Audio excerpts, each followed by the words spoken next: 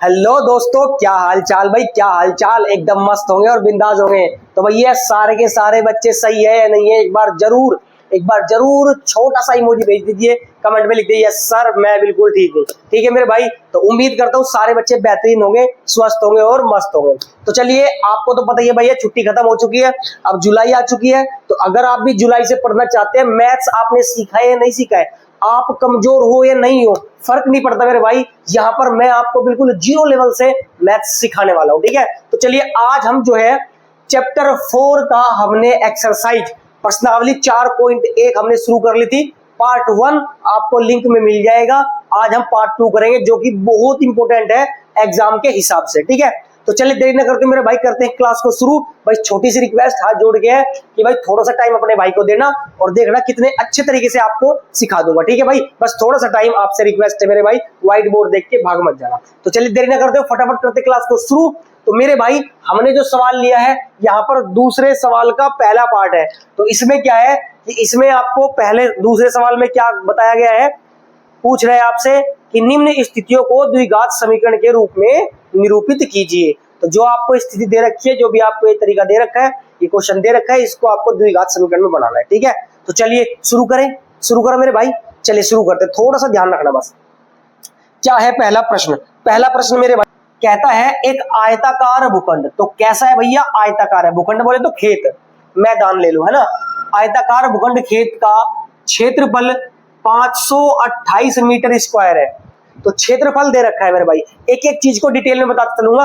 आपने कुछ नहीं पढ़ा तो भी आपके सीधे इधर सेट हो जाएगी चीजें। ठीक है, अच्छा आगे बढ़ते हैं। क्षेत्र की लंबाई मीटरों में दे रखी है। ठीक है ना भाई, क्षेत्र की लंबाई चौड़ाई के दुगने से एक अधिक है। हमें भूखंड की लंबाई और चौड़ाई ज्ञात करनी है। बिल्कुल कर देंगे आराम से। ठीक है ना, बहुत ध्यान से देखते हैं, इसका हल देखते हैं मेरे भाई। ठीक है, इसका हल शुरू करते हैं, देखना ध्यान से। भाई आयताकार भूखंड है, मतलब आयत है। आयत आपने पढ़ा है क्या 9th क्लास में? अगर नहीं पढ़ा है तो थोड़ा सा ध्यान देना। आयत मेरे भाई क्या होता है, जिसकी आमने सामने की भुजा बराबर होती है उसे आयत कहते हैं। बात समझ में आई क्या? दोबारा बोलता हूं, जिसकी आमने सामने की भुजा बराबर होती है, लंबाई के बराबर, चौड़ाई के बराबर होती है, उसे हम क्या कहते हैं? हमेशा आयत कहते हैं। क्लियर है? चलिए चित्र बना के दिखाता हूं, चित्र बना लेता हूं। ठीक है, ये मेरे भाई कुछ इस टाइप का आपको क्या दिख रहा है, ये आयत है मेरे भाई। क्या ये आयताकार क्षेत्रफल है, सॉरी आयताकार भूखंड है। ठीक है, अच्छा इसे मैं कह देता हूं ये मेरी चौड़ाई है, और इसे मैं कह देता हूं ये मेरी लंबाई है। क्लियर बात है? मान लिया ये मेरी क्या है, चौड़ाई है और ये लंबाई है।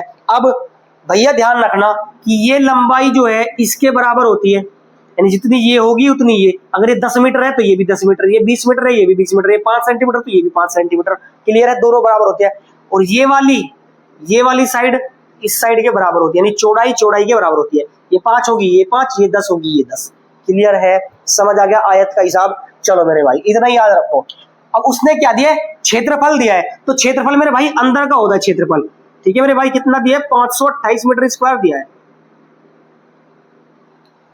ठीक है, बाहर का परिमाप होता है, पेरीमीटर होता है। बाहर का परिमाप होता है, पेरीमीटर होता है, लेकिन एरिया हमेशा अंदर का काउंट करते हैं। समझ आया क्या मेरे भाई? क्लियर है? चलो मेरे भाई, तो अब आप देखो यहाँ पे कि उसने बोला क्षेत्र की जो लंबाई है मेरे भाई, वो चौड़ाई के दुगने से एक ज्यादा है। चौड़ाई के दुगने से एक ज्यादा है। मान लिया भाई चौड़ाई मैंने मान ली, कितनी मान ली चौड़ाई? मैंने मान ली भाई x मीटर है चौड़ाई। कितनी है मेरे भाई? x मीटर है चौड़ाई। ध्यान समझना, x मीटर चौड़ाई है। अब मान के चलो चौड़ाई मान लो 2 होती, चौड़ाई कितनी होती? 2 मीटर होती, मान लो।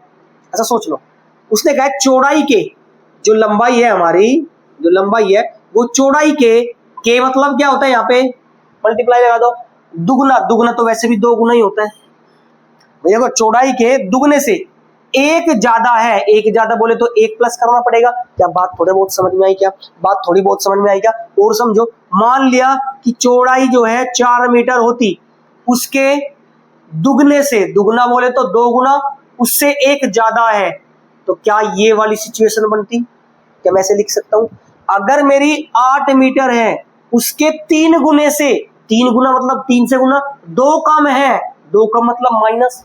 ऐसी सिचुएशन बनती। समझ आया क्या? अब उसने क्या कहा कि भैया चौड़ाई के दुगने से 1 ज्यादा है। अब चौड़ाई x है तो लंबाई कितनी हो जाएगी? x के 2 गुने से। भाई चौड़ाई के 2 गुने से 1 ज्यादा है, मतलब मैं प्लस में 1 कर सकता हूं। मतलब मैं इसको ऐसे लिख सकता हूं कि 2x, 2 की x में करें 2x और प्लस में 1 मीटर। बताओ बताओ कोई दिक्कत है क्या? समझ में आ गया आराम से? मेरे हिसाब से समझ में आ जाना चाहिए, बस थोड़ी सी चील की निगाह मेरे भाई बोर्ड पे रखना, सीधा इधर चीज हो जाएगी सेट। ठीक है, अच्छा क्लियर है? इसको मिटाता हूं मैं एक बार, इसको इरेज कर देता हूं भाई। देखना ध्यान ध्यान से, आराम आराम से देखना भाई। मैं एक बार क्वालिटी चेक कर लेता हूं मेरे दोस्त, क्योंकि आपको तो पता है फोन से वीडियो बनी है, व्हाइट बोर्ड है तो थोड़ी सी कॉम्प्रोमाइज कर लिया करो, बार बार इसीलिए चेक करना पड़ता है। ठीक है ना? चलिए तब तक आप समझिए कि भैया ये कैसे आया। ठीक है, मैं एक बार क्वालिटी चेक कर लेता हूं दोस्त।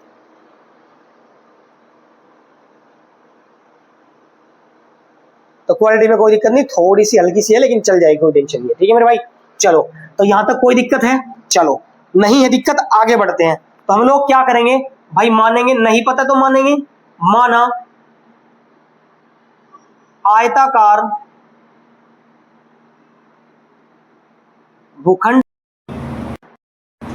सबसे पहले आपको चौड़ाई माननी पड़ेगी। क्यों?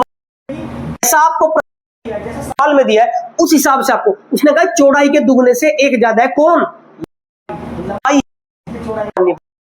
में तो भैया माना आयताकार भूखंड की चौड़ाई कितनी है मेरे भाई? x मीटर है। कितनी है मेरे भाई? x मीटर है। बताओ यहां तक कोई दिक्कत है क्या? भैया मान लिया हमने x मीटर, इसीलिए चित्र ड्रॉ करके दिखाया है। कोई कोई चित्र ड्रॉ करके नहीं दिखाता, भैया चित्र हमने बना दिया, अब हम इसके हिसाब से यहाँ पर सारी चीजें लिख सकते हैं। और चित्र बना दोगे तो सोने पे सुहागा है, सोने पे सुहागा है। आयताकार भूखंड की चौड़ाई मान ली x मीटर है, तो भैया आयताकार भूखंड की लंबाई कितनी हो जाएगी मेरे भाई? बताओ जरा, बताओ मेरे दोस्त, बताओ यार, बताओ। बोल भाई, बोल सकता है कि नहीं? ठीक है सिस्टर, आप बोल सकते हो। तो जितने भी प्यारे बच्चे, बहन या मेरी बहन या मेरा भाई, जो भी क्लास को देख रहे हैं बहुत ध्यान से देखना, बस आपको सीधा सीधा जो है चीजें एकदम इधर सेट हो जाएगी। बस थोड़ा सा टाइम देना, प्लीज रिक्वेस्ट है, थोड़ा सा टाइम दो और देखो कितने अच्छे से आपको सीख जाओगे। उसके बाद क्या है? लंबाई कितनी है मेरे भाई? 2x plus 1। यहां से आप डायरेक्ट रख सकते हो आप 2x प्लस 1 मीटर, क्योंकि लंबाई है तो भैया ये भी मीटर में ही चलेगी। समझ आ गया? समझ आ गया भैया? चेक करो, क्या लंबाई चौड़ाई से, चौड़ाई के दुगने से 1 ज्यादा है। चौड़ाई के दुगने से 1 ज्यादा है लंबाई, बिल्कुल सही है, बिल्कुल ठीक। अब आप जानते हैं हमें दिया है भैया, क्या है दिया है? क्या दिया है कि आयताकार भूखंड का अपने को क्षेत्रफल दिया है मेरे भाई। चेक करो दिया है कि नहीं? क्षेत्रफल दिया है, कितना दिया है? 528 मीटर स्क्वायर, क्योंकि क्षेत्रफल हमेशा किस में होगा? स्क्वायर में होगा। Metre square, centimetre square, kilometre square, ये सब होगा। ठीक है, अब हमने क्या किया? क्षेत्रफल देख। अब एक चीज पे ध्यान रखना, एक चीज पे ध्यान क्या रखना कि मेरे भाई आयताकार का क्षेत्रफल यानी आयत का क्षेत्रफल, यानी आयत का क्षेत्रफल आपको पता है क्या? आपको पता है क्या? क्या फॉर्मूला याद है? नहीं याद है तो बहुत ध्यान से देखना। अगर जिसकी भी क्या है मेरे भाई? साइड्स है, जिसकी भी क्या है मेरे भाई? साइड्स है, तो इसे हम आयत हो या वर्ग हो, आयत हो या वर्ग हो, हमेशा आयत का क्षेत्रफल क्या होगा? लंबाई, बिल्कुल ठीक सोच रहे हो मेरे भाई, और गुना में चौड़ाई। ठीक है मेरे भाई, यही तो होता है लंबाई गुना में चौड़ाई, और बराबर में 528 मीटर स्क्वायर। ठीक है, ठीक है। अब देखना कि लंबाई कितनी है मेरे भाई? लंबाई मेरे है अपनी 2x प्लस में 1, और गुना चौड़ाई कितनी है मेरे भाई? x मीटर, और बराबर में कितना है? 528। बताओ यहां तक कोई दिक्कत है? समझ आ गया? आराम से आगे बढ़ते हैं भाई। गुना है तो कर देंगे, इसकी में करेंगे तो कितना हो जाएगा? 2x square. भाई 2x की x में करेंगे तो x की पावर 2, और प्लस x से कम x, और अगर मैं इसको इधर लाऊं तो कैसा हो जाएगा? माइनस का क्या बनेगा? 528, और बराबर में सन्नाटा बोले तो 0। यार मेरे भाई एक बार चेक करो बड्डे प्रा, क्या ये द्विघात समीकरण बन गई है? क्या मैं कह सकता हूं कि द्विघात समीकरण है? लिंक आपको नीचे मिल जाएगा, जाके बेसिक वाली क्लास देख सकते हैं। द्विघात समीकरण पहचानने का मैंने मूल मंत्र दे रखा है आपको, ठीक है? आप आराम से इजिली बता सकते हो। मैं कह सकता हूं कि यस सर कि ये द्विघात समीकरण है, क्योंकि अधिकतम घात कितनी है? 2 है। तो भैया द्विघात समीकरण में तो हमने दिखा दी, कोई दिक्कत है? नहीं है दिक्कत। अब क्या करेंगे? अब हम इसकी लंबाई और इसकी चौड़ाई ज्ञात करेंगे, ठीक है? इसकी लंबाई और चौड़ाई ज्ञात करेंगे। 2 तरीके हैं मेरे भाई, 2 तरीके हैं। अगर आपको यहाँ पे बड़ा नंबर मिलता है, अगर आपको यहाँ पे बड़ा नंबर मिलता है, तो आप एक सूत्र होता है द्विघाती सूत्र, या फिर श्रीधराचार्य सूत्र भी कहते थे पहले उसको। पहले उसका नाम था श्रीधराचार्य सूत्र, अब दे रखा है द्विघाती सूत्र, ठीक है? घबराने वाली बात नहीं है, बिल्कुल आसान है। तो हम लोग क्या करेंगे? द्विघाती सूत्र से करेंगे हम, द्विघाती सूत्र से। तो द्विघाती सूत्र का प्रयोग करेंगे। द्विघाती सूत्र क्या कहता है? द्विघाती सूत्र ये कहता है मेरे भाई, इधर आ जाता हूं, ठीक है? इधर आ जाता हूं, ये मैं यहां से हटाता हूं और यहां पर लिख देता हूं, ठीक है? ताकि मुझे स्पेस मिल जाए, जगह मिल जाए। तो ये मैं लिख सकता हूं ऊपर यहां पर 2x प्लस में 1, ठीक है भाई? कोई दिक्कत नहीं होगी दिक्कत। अब मैं क्या करता हूं? द्विघाती सूत्र पे आ जाता हूं। चलो ऐसे ही लिख लेते हैं, ठीक है? जगह बच जाएगी। तो द्विघाती सूत्र आपको याद होना चाहिए भाई। टिप्स पे क्या होता है भाई कि x बराबर, यानी कि जो भी आपका चल रहा है, x चल रहा है तो x बराबर ले लो माइनस का b plus minus under root B square minus 4ac और बट्टे में 2a। ये होता है मेरे भाई द्विघाती सूत्र, इसको लिख लो, बहुत काम का है। ये कब इस्तेमाल कर सकते हैं? एक तो जब बड़ा नंबर हो, एक तो जब क्या नंबर हो? बड़ा नंबर हो, या फिर मेरे भाई जिसके भी गुणनखंड ना होते हो, जिसके भी फैक्टर ना होते हो, गुणनखंड तरीके से ना होते हो, उसमें ये सूत्र लगा दो, आपके जो वेरिएबल है, आपके जो चर है, उसका मान आ जाएगा। क्लियर है? समझ आया? चलिए अब हम क्या करते हैं? सूत्र लगाते हैं। तो सूत्र लगाने से पहले मैं क्या करूंगा? यहाँ पे मैं तुलना कर देता हूं। यहाँ पर देखना ध्यान से, यहाँ पर देखना ध्यान से मेरे भाई, यहाँ पर देखना। तुलना करता हूं किससे? कि ax square plus bx plus c बराबर 0 से। क्या कर रहा हूं मैं? तुलना कर रहा हूं मेरे भाई। तुलना करने से क्या होता है? बताओ क्या होता है तुलना करने से? बिल्कुल ठीक, a b और c का मान मिलता है। तो भाई a का मान कितना मिलेगा? चेक करो, x स्क्वायर के साथ a है और x स्क्वायर के साथ यहाँ पे कितना है? 2। तो क्या मैं लिख दूं कि a का मान 2 है, b का मान मेरे भाई, b का मान x के साथ b है, यहाँ पे x के साथ क्या है? कुछ नहीं है गुरुजी। और जब कुछ नहीं होता मेरे भाई क्या होता है? 1 होता है। कितना होता है? 1 होता है। तो b का मान कितना? 1। और c का मान कहूं मैं तो c का मान खाली नंबर, मतलब माइनस का 528। क्या बात समझ में आई? क्या बात समझ में आ गई? कोई दिक्कत नहीं होगी दिक्कत। अब हम क्या करेंगे भाई? ये वैल्यू, ये मान हम यहाँ पे रख देंगे और हमारा आंसर बहुत आसान तरीके से आ जाएगा। देखना ध्यान से कि भाई x बराबर, ये तो चलता ही रहेगा, तो माइनस का b। अब माइनस का b कितना है मेरे भाई? 1, 1 है, plus minus under root B square, तो b कितना है मेरा? 1, तो 1 का स्क्वायर माइनस 4 इंटू a कितना है मेरे भाई? 2 है। a कितना है मेरे भाई? 2 है। और c कितना है मेरे भाई? c माइनस का 528 है। नजर गड़ाए रखना, सावधानी हटी और दुर्घटना घटी, ठीक है ना? इसीलिए यहाँ पर जो है आपको बहुत सावधानी बरतनी पड़ती है कैलकुलेशन वाले पार्ट में, ठीक है? अच्छा 2a, तो 2 तो है ही, a कितना है मेरे भाई? a मेरा 2 है, ठीक है? कोई दिक्कत आ गया समझ में? अब कैलकुलेशन करते हैं कि भाई माइनस का 1 प्लस माइनस अंडर रूट 1 का स्क्वायर कितना? 1 ही होता है, माइनस 1 का स्क्वायर 1 का स्क्वायर कितना? 1 माइनस 4 दूनी 8 और 8 की मल्टीप्लाई इसमें कर दो तो कितना बनेगा भाई? 8 अट्ठे 64 का 4 हासिल लगे 6 और 8 दूनी 16, 16 और 6 22, 16 और 6 22 का 2 हासिल लगे 2 और 8 पंजे 40 और 2 42। और देखना ध्यान से, माइनस और माइनस प्लस, माइनस और माइनस यहाँ पे क्या आ जाएगा भाई? प्लस, और ये बटे में 2 दूनी 4। क्या बात समझ में आ गई? कोई दिक्कत परेशानी नहीं है? एक बार मैं देख लेता हूँ भाई यहाँ तक दिख रहा है क्या, ठीक है? यहाँ तक देख लेता हूँ एक बार, दिख रहा है क्या? चलो एक लाइन और ऐड हो जाएगी इसमें, कोई दिक्कत वाली बात नहीं है, ठीक है? तो मैं क्या कर रहा हूं यहाँ पे, ध्यान से देखना कि माइनस का 1 और प्लस माइनस रूट, ठीक, कितना हो जाएगा? 4224 और एक 4225। और बट्टे में कितना 4, 4225 बट्टे में 4। अब मैं क्या करता हूं, अब मैं कैलकुलेशन कहां पे कर देता हूं भाई। अगर ये आपने उतार लिया, एक बार स्क्रीनशॉट ले लो इसका स्क्रीनशॉट लेते, ये चीजें यहां पर आ जाएगी, आराम से हो जाएगा भाई, ठीक है। ये चीजें यहां पे आ जाएगी, ठीक, या वहां पे आ जाएगी। देख लेता हूं एक बार उतना स्पेस है क्या हमारे पास, ठीक है, उतना स्पेस है क्या। नहीं हो पाएगा, है ना, नहीं हो पाएगा। कोशिश करते हैं इसको यहां पर मिटाते हैं और यहां पर कर देते हैं। इसको आप स्क्रीनशॉट ले लिया, इसका स्क्रीनशॉट ले लो फटाफट, ठीक है मेरे भाई। चलो अब हम यहां पर करेंगे ये वाला पोर्शन, ध्यान से देखना, ठीक है। एक एक क्वेश्चन को बहुत डिटेल में बता रहा हूं मेरे भाई।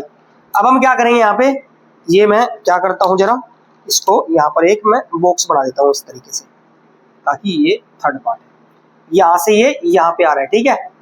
तो यहाँ पर मेरा कितना बचेगा, चेक करो भाई, माइनस का 1, और मैं क्या कर रहा हूं, मैं दो चिन्ह ले रहा हूं, एक धनात्मक एक ऋणात्मक, दो चिन्ह ना, एक प्लस एक माइनस, तो एक बार प्लस रखोगे एक बार माइनस, आपका बात बन जाएगी। तो मैं धनात्मक चिन्ह ले रहा हूं यहाँ पे, धनात्मक बोले तो प्लस वाला, धनात्मक चिन्ह लेने पर, तो धनात्मक चिन्ह यानी कि माइनस का 1 प्लस, यहाँ पे प्लस माइनस है तो प्लस ले रहा हूं, रूट। अब देखो 4225 किसका होता है मेरे भाई, 4225 किसका होता है, ये बात आपको स्क्वायर रूट निकालना पड़ेगा। तो 4225 होता है मेरे भाई किसका, 65 का, किसका 65 का, और बटे में कितना 4। 4225 किसका स्क्वायर रूट होता है, 65 का होता है, ठीक। अब आप यहाँ पे देखो माइनस प्लस माइनस, 65 में से एक गया तो कितना बचेगा बच्चे, 64 और बटे में 4। और अगर मैं इसको काटूं तो मेरे भाई कितना बच जाएगा 16, 16 चौके 64, यानी x की वैल्यू कितनी आ गई 16 मीटर आ गई। अब x की वैल्यू 16 मीटर आने का क्या मतलब हुआ भैया, x कितना माना था, x क्या था हमारा, x हमारी चौड़ाई थी। मैं कह दूं कि चौड़ाई अपनी 16 मीटर है, कह सकता हूं कि नहीं भैया, x अगर 16 है तो मैं कह सकता हूं कि भैया 16 जो है अपनी क्या हो जाएगी, चौड़ाई हो जाएगी। तो चौड़ाई मेरी कितनी हो जाएगी, यहां पर ले लेता हूं 16 मीटर हो जाएगी, ठीक बात है। अच्छा चौड़ाई हो जाएगी, लंबाई कितनी हो जाएगी भाई, लंबाई बताओ जरा। तो लंबाई मेरे भाई क्या है कि लंबाई जो है दुगने से एक ज्यादा है, दुगने से, तो 16 का दुगना कितना 32, 16 का दुगना कितना 32, और 32 से एक ज्यादा तो कितने कह सकता हूं मैं 33 मीटर हो जाएगी। क्या चेक करो कितनी हो जाएगी, ये 33 मीटर हो जाएगी। क्या कोई दिक्कत, उम्मीद करता हूं सवाल समझ में आ गया होगा बेहतरीन तरीके से। जिसने क्वेश्चन को पूरा देखा उसका दिल से धन्यवाद करता हूं मेरे भाई। फटाफट स्क्रीनशॉट ले लो अब। तो देखते हैं मेरे भाई सेकंड पार्ट, ये वाला क्वेश्चन भाई साहब बहुत इंपॉर्टेंट है और पेपर में आने वाला है 110%। लिख के ले लो, इस टाइप का सवाल हर बार आता है। एक सवाल क्रमागत हो सकता है, विषम क्रमागत हो सकता है, ऋणात्मक पूर्णांक हो सकते हैं, कुछ भी ऐसा सवाल हर साल आता है। तो आज बिल्कुल चुटकियों में ये सवाल सिखा दूंगा आपको मात्र 5 से 7 मिनट में। तो चलिए करते हैं इस सवाल को शुरू। तो क्या है सवाल मेरे भाई, कहता है दो क्रमागत धनात्मक पूर्णांकों का गुणनफल 306 है। तो ध्यान से समझना इसको, ठीक है, ध्यान से समझना इसको मेरे भाई। दो क्रमागत धनात्मक पूर्णांक, दो क्रमागत धनात्मक पूर्णांक का गुणनफल कितना है मेरे भाई 306 है। हमें पूर्णांक ज्ञात करना है, स्टार लगा लो, आने वाला पेपर में सवाल है, ठीक है मेरे भाई। चलिए तो हल शुरू करते हैं इसका, ध्यान से देखना, बहुत प्यारे तरीके से आपको सिखा दूंगा, बस थोड़ा सा टाइम देना, ठीक है। क्या है दो क्रमागत धनात्मक पूर्णांक। अब बताओ क्रमागत का मतलब होता है लगातार, समझ नहीं आया, दोबारा बोलता हूं, क्रमागत का मतलब होता है लगातार, लगातार मतलब होता है स्टेप बाय स्टेप, यानी कि एक के बाद लगातार कितना आएगा 2, 2 के बाद कितना आएगा 3, 3 के बाद कितना आएगा 4। तो ऐसे लगातार को हम क्या कहते हैं, क्रमागत कहते हैं। समझ आया क्या, क्लियर बात हो गई। अच्छा उसके बाद भाई किस पे चलते हैं, धनात्मक पे। अब धनात्मक बोले तो पॉजिटिव, पॉजिटिव बोले तो हाँ बिल्कुल प्लस प्लस, है ना, धनात्मक बोले तो क्या प्लस। अच्छा पूर्णांक मतलब भैया पूरे पूरे अंक, पूर्णांक मतलब पूरे पूरे अंक, समझ आ गया, पूरे पूरे अंक यानी कि ना तो बट्टे में होगा, ना डेसिमल में होगा, ना फ्रैक्शन में होगा, सिर्फ और सिर्फ पूरे पूरे अंक होंगे। क्लियर है, चलो उनका गुणनफल, गुणनफल बोले तो मल्टीप्लाई गुणा। समझ आ गई इतनी सी बात। अब कैसे करते हैं ध्यान से देखना, हम लोग मान के चलेंगे कि माना भाई, जब कुछ नहीं होता तो गणित में मान के चलते हैं ना, तो मान लेते हैं कि भाई माना पहला धनात्मक पूर्णांक, माना 2 है ना, तो पहला धनात्मक पूर्णांक मान लेते हैं, माना पहला धनात्मक पूर्णांक। बिल्कुल ठीक समझ में आ रहा है भाई, तुम्हारे दिमाग में सही चल रहा है। पहला धनात्मक पूर्णांक मेरे भाई कितना हो जाएगा, x हो जाएगा। कोई दिक्कत नहीं है, यही सोच रहे हो तुम लोग, ठीक है। अच्छा, तो दूसरा कितना हो जाएगा मेरे भाई, दूसरा धनात्मक पूर्णांक कितना हो जाएगा, दूसरा धनात्मक पूर्णांक x से एक ज्यादा, x से एक ज्यादा यानी कि x प्लस में एक। बताओ क्या बात सही है। अगर मैंने लिखा 2 तो 2 के कर्मागत कौन सा होगा, 1 जोड़ेंगे तभी तो 3 आएगा। मैंने बोला 5, 5 के कर्मागत क्या होगा, 1 जोड़ेंगे तभी तो 6 आएगा। यानी कि कर्मागत में 1 जोड़ना पड़ता है, समझ आ गया। चलो 1 जोड़ दिया मेरे भाई, आगे बढ़ लेते हैं, ठीक है। ये बात समझ में आ गई भैया। देखो 1 2 3 4 5, अब देखो 1 के बाद जस्ट क्या है 2, 2 के बाद जस्ट क्या है 3, 3 के बाद 4, 4 के बाद 5, ऐसे चलता जाएगा, कर्मागत है। लेकिन कैसे आया, इसमें +1 किया, इसमें +1 किया, इसमें +1, इसमें +1, आगे +1 करेगा। यानी कि जब भी आपको ऐसा सवाल दिया जाए तो +1 कर दो, अगर आपका कर्मागत धनात्मक पूर्णांक है तो। ठीक मेरे भाई, आगे बढ़ते हैं अब, ठीक है। आगे बढ़ने का मतलब ये है, जो आपको दे रखा है प्रश्न अनुसार लिख दो भैया। प्रश्न क्या कहता है, प्रश्न कहता है कि ये कहता है प्रश्न कि भैया इनका गुणनफल, किनका गुणनफल, ये पूर्णांकों का गुणनफल, इन पूर्णांकों का गुणनफल। तो पूर्णांक कौन कौन से, एक तो x है, गुणनफल बोले तो गुणा कर देंगे, गुणनफल बोले तो गुणा कर देंगे, और दूसरा क्या है x प्लस में 1 है, और बराबर में कितना मेरे भाई 306 दे रखा है। भाई दोनों पूर्णांकों का गुणनफल कितना दे रखा है, 306 दे रखा है। दोनों पूर्णांकों का गुणनफल कितना दे रखा है, 306 दे रखा है। करो भाई गुणा, x की मल्टीप्लाई x में करेंगे x की पावर 2 प्लस x की मल्टीप्लाई 1 में करेंगे तो x की कम x, और जब इसको इधर लाऊंगा तो कैसा हो जाएगा माइनस का 306, और बराबर में सन्नाटा। चेक करो क्या मेरे भाई ये द्विघात समीकरण है। पहली कंडीशन फुलफिल हो गई, द्विघात समीकरण बनाना था, बन गया। अब हमें क्या करना है, हमें पूर्णांक ज्ञात करने, तो बहुत आसानी से बताओ, यहां तक समझ में आया क्या, पहले बताओ यहां तक क्लियर है बात, पक्का ईमानदारी से दिल पे हाथ रख के, हाँ सही है, दिल पे हाथ रख के ईमानदारी से बोल तो फिर आप, ठीक है। अब हम क्या करेंगे, अब हम मेरे भाई 2 तरीके हैं, मैंने बताया था आपको 2 तरीके हैं। 2 तरीके ये है, एक तो आप क्या लगा सकते हो, गुणनखंड विधि लगा सकते हो इसकी, है ना, और एक क्या कर सकते हो, द्विघाती सूत्र लगा सकते हो। मैं द्विघाती सूत्र लगाना बता रहा हूँ कि गुणनखंड करने तो आपको आते हैं, गुणनखंड करने आपको आते हैं, और अगर गुणनखंड करने नहीं आते तो मैंने वीडियो बना रखी है, जाके देख लेना एक बार, गुणनखंड करने आ जाएंगे, ठीक है मेरे भाई। या अगर आप चाहते हो कि सर बड़े बड़े के ऐसे जैसे 306 1224 कुछ ऐसे मतलब बड़े बड़े नंबरों के गुणनखंड करवाइए, तो प्यारा सा छोटा सा कमेंट करना मेरे भाई, जरूर आपकी बात सुनी जाएगी और 100% सिखाने आ जाऊंगा, ठीक है मेरे भाई। चलो तो हम क्या करते हैं, हम लोग द्विघाती सूत्र से करेंगे, तो हम क्या करेंगे भाई, ax² plus bx plus c बराबर 0 से क्या कर देंगे भाई, तुलना। जब भी आप सूत्र लगाओगे तो तुलना करोगे मेरे भाई, क्या करोगे, तुलना। और जब तुलना करते हैं तो क्या मिलता है, a का मान, a का मान कितना है यहाँ पे, x के साथ कौन बैठा है 1, b का मान कितना है मेरे भाई, x के साथ b, और यहाँ पे x के साथ भी 1। अच्छा c का मान कितना, c खाली नंबर है मतलब 306, वो भी माइनस वाला। क्या यहां तक बात समझ में आ गई, क्या किया है कि भैया x² के साथ जो बैठा है a, तो वो a का मान यहाँ पे x² के साथ कौन बैठा है, 1 बैठा है, यहाँ पे 1 बैठा है, यहाँ पे b बैठा है, यहाँ पे c हमेशा खाली नंबर होता है। आगे बढ़ लेते हैं, तो सूत्र क्या होता है, द्विघाती सूत्र, द्विघाती सूत्र लिख देता हूं, है ना। द्विघाती सूत्र क्या होता है मेरे भाई, द्विघाती सूत्र बोलते हैं आजकल उसे, किसे किसे भला, अरे उसे, हाँ श्रीधराचार्य को, है ना। पहले बोलते हैं श्रीधराचार्य, लेकिन अब द्विघाती है। क्या है मेरे भाई की माइनस का b plus minus under root b² minus 4ac और बट्टे में मेरे भाई 2a, ये होता है अपना द्विघाती सूत्र। इसको याद कर लेना, कहीं लिख लेना मेरे बच्चे, ठीक है मेरे भाई, ठीक है। आगे बढ़ते हैं, अब देखो बस मान रखने हैं, a b c के मान रखने हैं और सवाल सोल्व, ठीक। कैसे रखेंगे भाई, माइनस b कितना है मेरे भाई, b तो 1 है, b कितना, यहाँ पे ध्यान देना, b कितना है मेरे भाई, b 1 है, तो माइनस का 1 plus minus under root b², अब b² मतलब 1 का स्क्वायर माइनस 4 गुना में a कितना है 1, और c कितना है मेरे भाई, c है आपका 306 माइनस में, और बटे में 2a, तो 2 गुना में 1। यहां तक कोई समस्या है किसी भाई को, कोई दिक्कत परेशानी नहीं होगी मेरे भाई। अब -1 और प्लस माइनस अंडर रूट 1 का स्क्वायर मेरे भाई 1 होता है, 1 का स्क्वायर 1। अब देखो minus minus plus, minus minus क्योंकि गुणा हो रही है, तो गुणा में माइनस माइनस प्लस हो जाएगा, ठीक है।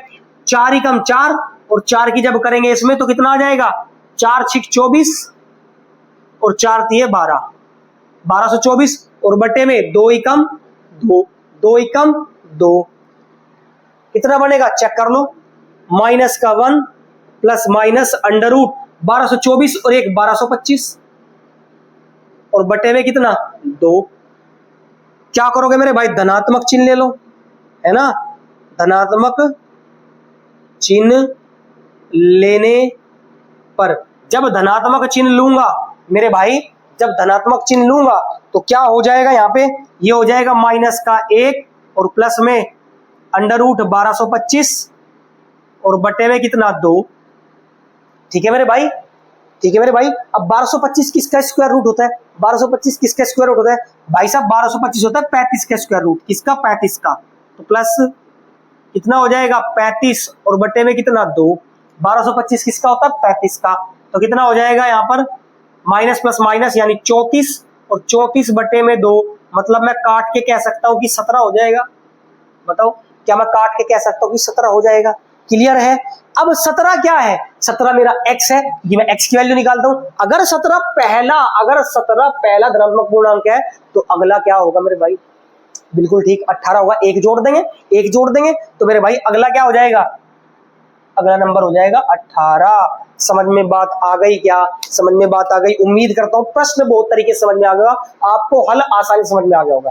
भाई रिक्वेस्ट है जो इस सवाल तक पहुंचे उसका दिल से धन्यवाद करता हूं दोबारा, और बहुत अच्छे से पढ़ने के लिए भाई साहब अगर आप नए हैं तो चैनल को सब्सक्राइब कर सकते हैं मैथ को सीखने के लिए, और बेल आइकन प्रेस कर सकते हैं, और शेयर करना तो भूले ही ना यार, ठीक है।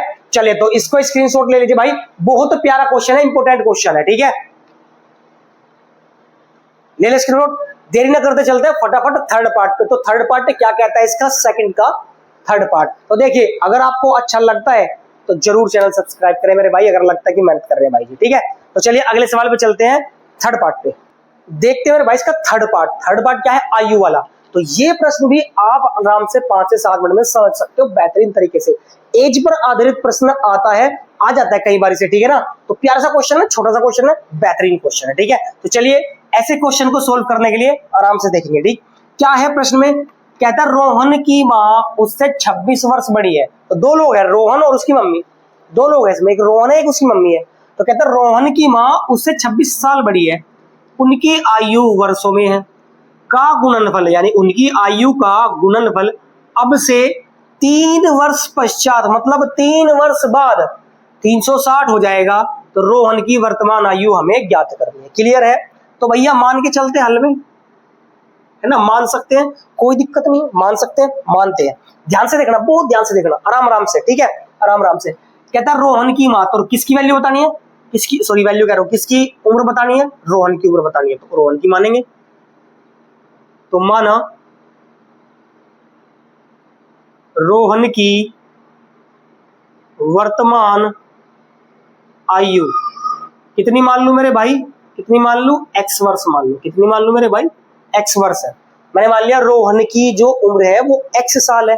अब अगर रोहन की उम्र x साल है, मान लो रोहन की उम्र, अगर समझना ध्यान से, मान लो रोहन की उम्र 10 साल होती, मान लो रोहन की उम्र 10 साल होती और उसकी मम्मी उससे कितनी बड़ी हो जाती भाई, 26 साल बड़ी। बड़ी के लिए प्लस कर देंगे भाई, कोई आदमी बड़ा है तो मतलब प्लस 26 कर देंगे, कितना हो जाता 36, समझ आया। अगर रोहन मान लो 20 साल का है, उसकी मम्मी उससे 26 साल बड़ी है, मतलब 20 प्लस 26, समझ आया। अगर रोहन 15 साल का है तो 15 प्लस 26, क्योंकि 26 साल बड़ा है, समझ आया ये बात। अगर रोहन 1 साल का है तो उसकी मम्मी x प्लस 26 की हो जाएगी, क्या क्लियर बात है, समझ आ गया। चलो इतना ही समझाना चाहता था। तो भैया रोहन की वर्तमान आयु इतनी, तो रोहन की माँ की आयु, तो माँ की आयु, तो भैया माँ की आयु कितनी हो जाएगी, माँ की आयु हो जाएगी क्या, x प्लस में 26 वर्ष। बताओ क्या माँ की वैल्यू, सॉरी माँ की जो एज है, माँ की उम्र है, माँ कितने साल की हो जाएगी, x प्लस में 26 साल की हो जाएगी, ठीक है। इसको इरेज करते हैं। अब क्या कहता है, अब कहता है भाई, अब आपको टाइम भी देगा इसमें, आपको टाइम देगा। कहता है अब से 3 वर्ष बाद, अब से 3 वर्ष बाद, तो कब की बात हो रही है मेरे भाई, 3 वर्ष बाद की बात हो रही है, 3 वर्ष पश्चात की बात हो रही है, 3 वर्ष पश्चात यानी 3 वर्ष बाद। अब एक बात बताओ, अगर रोहन अभी 10 साल का होता तो 3 वर्ष बाद कितने का होता, 13 साल का, 10 प्लस 3, समझ आया। अगर रोहन अभी 5 साल का है तो 3 वर्ष बाद 5 + 3। अगर रोहन अभी 20 साल का है तो 20 + 3। समझ में आ गया। अगर रोहन अब 1 साल का है तो मेरे भाई x + 3 हो जाएगा क्या? तो मेरे भाई कितना हो जाएगा? रोहन की आयु, रोहन की आयु, रोहन की आयु मैं लिख दूं x + 3 हो जाएगी क्या भाई? बताओ भाई, अगर रोहन अभी x साल का है तो 3 साल बाद x + 3, और उसकी मम्मी की आयु कितनी हो जाएगी? माता जी की आयु, माता जी की आयु बताओ, माता जी की उम्र कितनी हो जाएगी भाई? अभी माता जी x + 26 साल की है, और 3 साल बाद मतलब 3 और जोड़ देंगे, अभी कितने की है? x + 26 की। तो 3 साल बाद मैं लिख दूं x + 29 की हो जाएगी। बताओ क्या ये मैं ये बात लिख सकता हूं? x + 29 की हो जाएगी भाई। 26 और 3 29। कोई आपत्ति है? कोई चाय की पत्ती है? नहीं, चाय की पत्ती होनी चाहिए। चलो चाय चाय वाय पी लिया करो। अगर आप नाइट में पढ़ते हो, नाइट आउल हो पढ़ने वाले, तो मेरे भाई चाय या कॉफी आपके लिए रामबाण काम करेंगे। ठीक है, आगे बढ़ते सवाल में। तो आगे क्या है? प्रश्नानुसार है। आगे तो भैया प्रश्नानुसार ही करेंगे। आगे तो कितना करेंगे भाई? प्रश्नानुसार। तो प्रश्न क्या कहता है? कहता है भाई कि उनका गुणनफल कितना हो जाएगा? 360। कितना हो जाएगा? 360। तो भैया इसका और इसका गुणनफल कितना हो जाएगा? 360। यानी x + 3 और गुणनफल मतलब गुणा, और x + 29। भाई रोहन का और उसकी मां की जो आयु है 3 साल बाद की, उनका गुणनफल कितना हो जाएगा? 360 हो जाएगा। कितना हो जाएगा मेरे भाई? 360। बताओ कोई दिक्कत है? समझ आ गया? आगे बढ़ते हैं भाई। गुणा करो, गुणा का निशान है तो गुणा ही करेंगे। अब x की मल्टीप्लाई x में करो तो कितना हो जाएगा? x की पावर 2, और फिर x की मल्टीप्लाई किस में करो? 29 में। तो प्लस में 29x, प्लस 3 की x में करेंगे तो 3x, और प्लस 3 की 29 में करेंगे तो 29 के 87, और बराबर में कितना? 360 है। कोई दिक्कत, कोई आपत्ति नहीं होगी। उम्मीद करता हूं समझ में आ रहा होगा। बस थोड़ा सा फोकस करना। जो बच्चे यहां तक देख रहे हैं, दिल से हार्दिक, दिल से धन्यवाद करता हूं। हार्दिक पांडे नहीं करता हूं, ठीक है? हार्दिक पांडे नहीं करता हूं भाई। अच्छा, अब हम क्या करेंगे भाई? देखो इनका कुछ हो सकता है क्या? हो सकता है कि नहीं हो सकता है? और इसको इधर ले आओ तो ये हो जाएगा x² और प्लस में 29 और 3 32, ये 32x, और प्लस में 87, और इसको इधर लाऊंगा तो माइनस में 360 हो जाएगा क्या? और बराबर में सन्नाटा। कोई दिक्कत परेशानी नहीं होगी मेरे भाई। समझ आ गया? समझ आ गया। चलिए तब हम क्या करते हैं? इधर आ जाते हैं भाई। इधर आने के बाद में हम क्या करेंगे? इन दोनों को सोल्व करेंगे। और क्या करेंगे? तो मेरा बचेगा कितना? मेरा बचेगा x² प्लस में 32x, और माइनस में, क्योंकि माइनस की वैल्यू क्या है? बड़ी है। माइनस की वैल्यू क्या है? बड़ी है। अब 10 में से 7 जाएंगे तो 3 बचेंगे। ठीक है, 10 में से 7 जाएंगे तो 3 बचेंगे। यहाँ पे बचेगा 5, 5 में से 8 जान सकते हो तो 15, 15 में से 8 जाएंगे तो 7 बचेगा। 15 में से 8 जाएंगे तो 7 बचेगा, और यहाँ पर मेरे भाई 2 बच जाएगा। तो कितना बच जाएगा? 273, और बराबर में सन्नाटा। बराबर में सन्नाटा। बताओ यहाँ तक कोई दिक्कत परेशानी? यहाँ तक कोई दिक्कत परेशानी नहीं होगी। समझ आ रहा होगा। अब क्या ये द्विघात समीकरण है? हाँ, द्विघात समीकरण है, मतलब हमने द्विघात समीकरण तो बना ली। अब हमें क्या करना है? हमें तो रोहन की एज बतानी है। रोहन की एज कितनी है? x साल है, यानी कि आपको x का मान निकालना है। क्या करोगे भाई? आप द्विघाती सूत्र लगाओगे, माइनस का b plus minus √b² minus 4ac और बटे में 2a, और इससे आप निकाल लोगे भाई x का मान। और ये बच्चे आपके लिए होमवर्क रहा है। होमवर्क करके अच्छे से इसका आंसर प्यारे भाई अपने भाई को जरूर कमेंट करना, क्योंकि अगर आप ये क्वेश्चन करोगे तो 100% कॉन्फिडेंस आएगा। ठीक है ना? तो आगे का आप कर सकते हो आसान है। मैंने ऐसे क्वेश्चन बहुत सारे करके बता दिए द्विघाती बहुपद से, ठीक है, सॉरी द्विघाती सूत्र से। ठीक है, चलिए देरी न करते हुए अगले सवाल पे चलते हैं। सवाल नंबर इसका 4th पार्ट है। 4th पार्ट बहुत ही प्यारा है, बहुत इंपॉर्टेंट सवाल है। ठीक है ना? तो चलिए देरी न करते हुए फटाफट पहले इसका स्क्रीनशॉट तो ले लो, है ना? फिर बोलोगे सर स्क्रीनशॉट लेने नहीं देते आप। चलिए ले ले स्क्रीनशॉट। तो भाई उम्मीद करता हूं समझ में आया होगा। चौथे पार्ट पे चलते हैं, लास्ट पार्ट पे। चलिए मेरे भाई लास्ट पार्ट।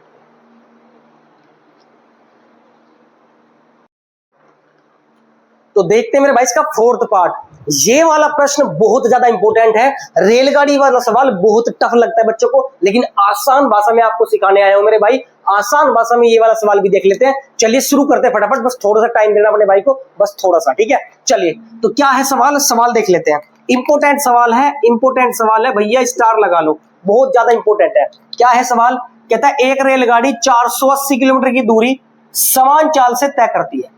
कोई रेलगाड़ी चल रही है 480 किलोमीटर की दूरी तय कर रही है, यदि इसकी चाल 8 किलोमीटर प्रति घंटा कम कर दी जाए, अगर इसकी चाल, अगर ट्रेन अब थोड़ा स्पीड कम कर दे अपनी, कितनी स्पीड, 8 किलोमीटर प्रति घंटा, तो वह उसी दूरी को, उसी दूरी मतलब 480 किलोमीटर जो पहले जा रही थी वही दूरी जा रही है, को तय करने में 3 घंटे अधिक समय लेती है रेलगाड़ी की चाल बताइए। चलिए सॉल्यूशन शुरू करते हैं, ध्यान से देखना मेरे भाई, हल देखते हैं इसका। एक एक चीजों को बहुत ध्यान से समझना, एक एक चीजों को, बहुत इंपॉर्टेंट प्यारा सवाल है, आराम से समझ में आ जाएगा, इधर सेट हो जाएगा, चील की निकाय बस बोर्ड पे रखना, ठीक है। चलो तो भाई रेलगाड़ी की चाल बतानी है आपको, तो मान लेते हैं रेलगाड़ी की चाल कितनी है, माना रेलगाड़ी की चाल कितनी है मेरे भाई, x किलोमीटर प्रति घंटा, कितनी है मेरे भाई, x किलोमीटर पर आवर है, यानी चाल कितनी चलती है, x किलोमीटर प्रति घंटे की रफ्तार चलती है, पता नहीं है, और जब पता नहीं होता तो क्या मान लेते हैं, x किलोमीटर प्रति घंटा मान लेते हैं। तो हमने मान लिया रेलगाड़ी कितनी स्पीड से चली है भाई, x किलोमीटर की स्पीड से चल रही है, और दूरी कितनी कवर कर रही है भाई, एक रेलगाड़ी 480 किलोमीटर दूरी जाती है, तो रेलगाड़ी द्वारा तय की गई दूरी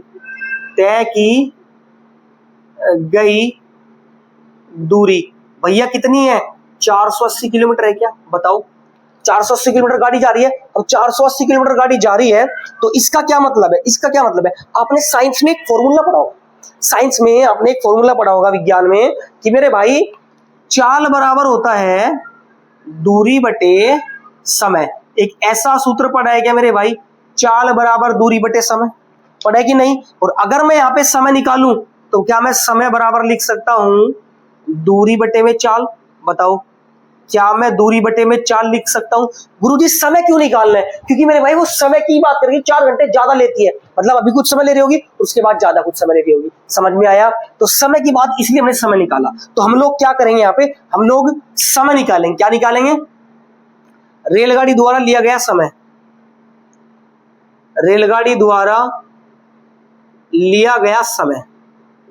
स्टेप बाय स्टेप लिया गया समय।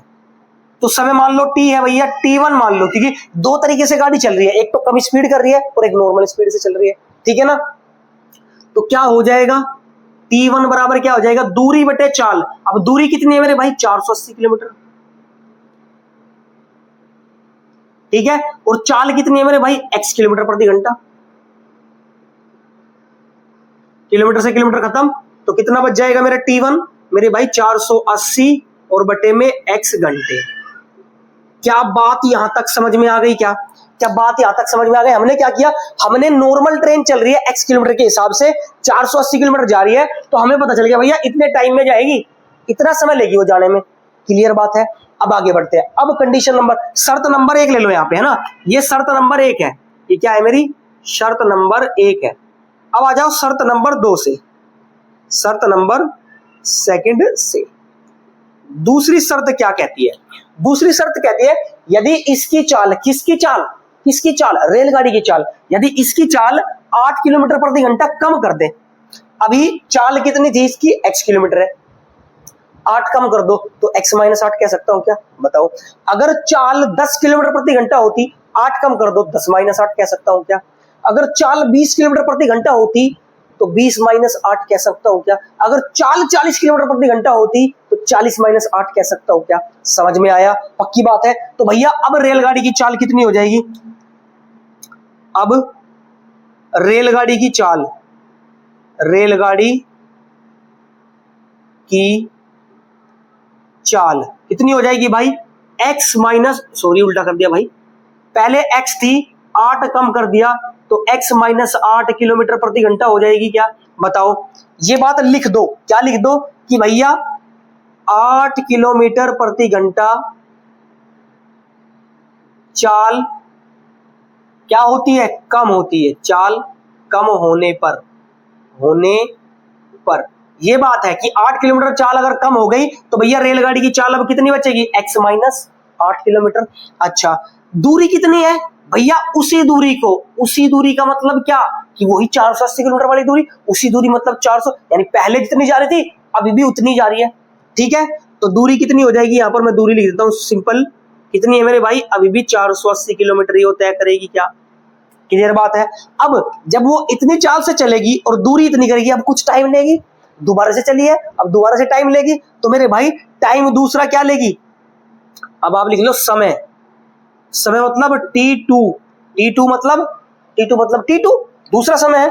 अच्छा क्या कहता है कि भैया क्या होता है फॉर्मूला, दूरी बटे चाल, दूरी बटे चाल, तो दूरी कितनी है 480 किलोमीटर, और चाल कितनी है इस बार x माइनस 8 किलोमीटर प्रति घंटा, किलोमीटर से किलोमीटर कैंसिल, तो बचेगा क्या आपके पास, t बराबर बचेगा x 480 बटे में x माइनस 8 घंटे।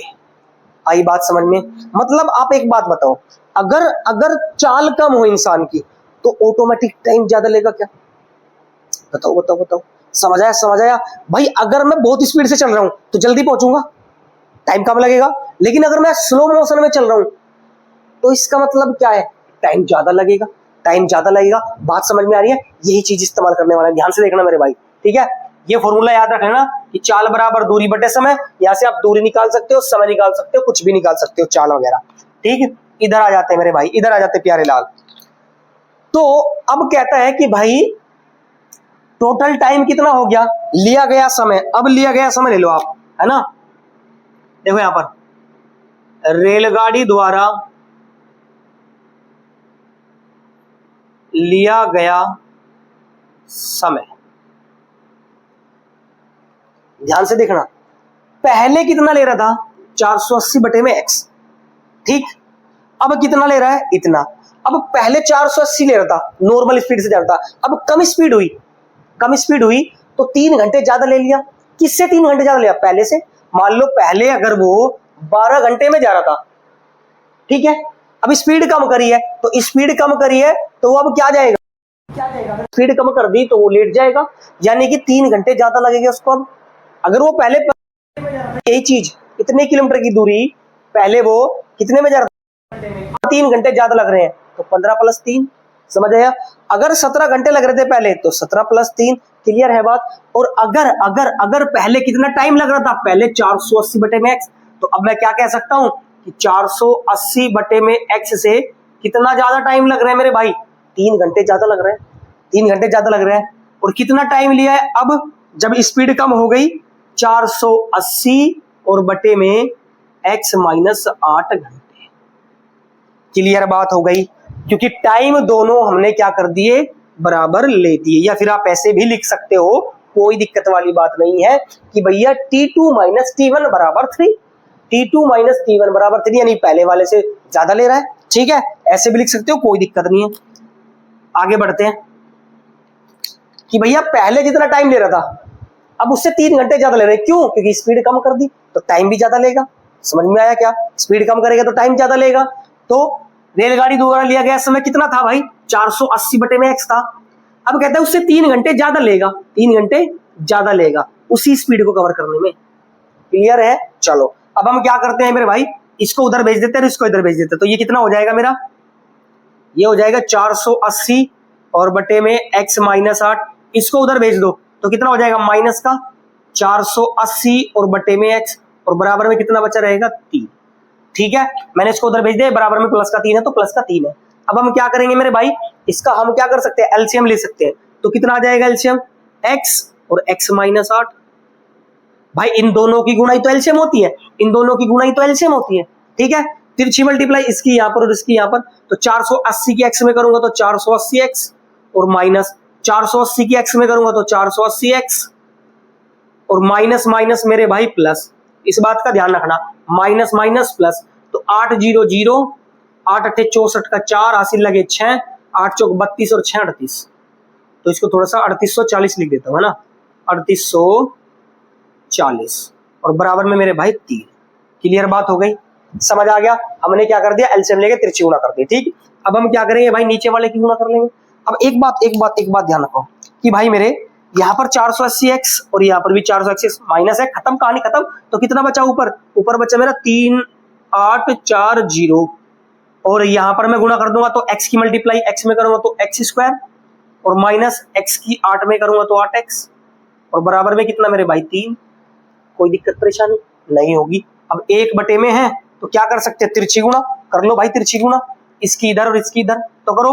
3 की जब x स्क्वायर में करेंगे तो कितना हो जाएगा 3x स्क्वायर माइनस 8 दिए 24x और 1 ही कम 1 बराबर में कितना आएगा 3840। क्लियर है भाई, इसकी मल्टीप्लाई करी इधर आया और इसकी मल्टीप्लाई करी इधर आया, बराबर में हो गया। अब अगर मैं इसको इधर उठा के लाऊं तो मेरे भाई कितना हो जाएगा 3x स्क्वायर माइनस 24x और ये इधर आएगा तो माइनस का 3840 और बराबर में सन्नाटा। चेक करो क्या ये द्विघात समीकरण बन गई, क्या ये द्विघात समीकरण बन गई क्या? हाँ जी द्विघात समीकरण बन गई। और क्या कर सकते हैं मेरे भाई, कॉमन ले सकते हैं। क्या कॉमन ले सकते हैं, यहाँ पे देखना, अगर मैं ऐसे 3 कॉमन ले दूं तो 3 कॉमन ले दूंगा मैं, तो यहाँ पर बचेगा मेरा x स्क्वायर, यहाँ पे 3 अट्ठे 24x और ये माइनस 3 ही कम 3 दूनी 6 2 बचे 3 अट्ठे 24 1280 और बराबर में 0 और ये 3 जाके उधर में 0 तो आपके पास द्विघात समीकरण क्या बच जाएगी, ये बच जाएगी द्विघात समीकरण। ठीक है मेरे भाई, और द्विघात समीकरण बन गई। अब आप क्या कर सकते हैं, तो गुणनखंड मेथड इस्तेमाल करो या फिर आप द्विघाती सूत्र इस्तेमाल करो। 1280 है बड़ा नंबर है इसलिए द्विघाती सूत्र का इस्तेमाल करो, आराम से आपका आंसर बनेगा। ठीक है, तो इसका आंसर भी मेरे भाई कमेंट में कर देना, आप होमवर्क है आपके लिए। ठीक है मेरे भाई, क्योंकि ये बहुत सारे क्वेश्चन मैं बता चुका हूं, अगर आपने वो वीडियो नहीं देखी है आप देखें। और गुणनखंड विधि मैंने आपको आराम समझाया, ठीक है ना, बहुत सारे क्वेश्चन करवाए हैं मैंने, ठीक, जाके देख सकते हैं कि द्विघाती सूत्र किस तरीके से इस्तेमाल होता है। ठीक है मेरे भाई, चलिए तो इसका स्क्रीनशॉट लो भाई, पहले तो ले ले स्क्रीनशॉट। चलिए उम्मीद करता हूं भाई सभी बच्चों को समझ में आया होगा। दिल से धन्यवाद करता हूं जिसने ये पूरा सवाल देखा है, ठीक है ना मेरे भाई, जो यहाँ तक आया है वीडियो में उसके लिए धन्यवाद, बहुत बहुत धन्यवाद। और अगर आप भी नए बच्चे हैं और आप मैथ को सीखना चाहते हैं मेरे भाई और आपको समझ में आया है तो मेरे भाई फटाफट चैनल को सब्सक्राइब कर लो, बेल आइकन प्रेस कर लो और शेयर भी कर दो यार वीडियो को, ठीक है ना। आपके भाई बंधु जो भी हैं, आपके सखा संबंधी जो भी है, सबको वीडियो शेयर कर दो ताकि वो भी पढ़ सके और उनके भी अच्छे मार्क्स आ सके, वो भी मैथ सीख सके। 0 लेवल से बताया जाता है, आप चाहे कितने भी कमजोर हो, अगर आप एक स्टेप बाय स्टेप क्लास लेते हैं तो 100% आपको 1 महीने में 100% आपको ग्रोथ मिलेगी। ठीक है मेरे भाई, चलिए तो मिलते हैं।